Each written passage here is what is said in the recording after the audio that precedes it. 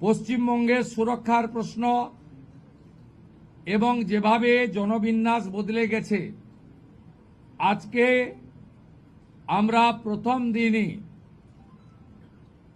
আমরা কেন্দ্রীয় স্বরাষ্ট্র দপ্তর তথা বিএসএফ এর সীমান্ত সুরক্ষিত করার জন্য জমি ট্রান্সফার প্রক্রিয়া আমরা আজকে অনুমোদন দিলাম এবং আজ থেকেই ল্যান্ড ট্রান্সফার প্রক্রিয়া শুরু হবে।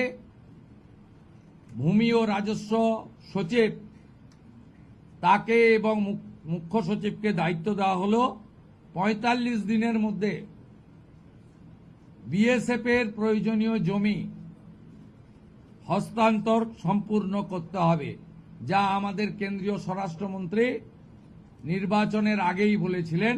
এই কাজটা আজকে প্রথম ক্যাবিনেটে আমরা করলাম।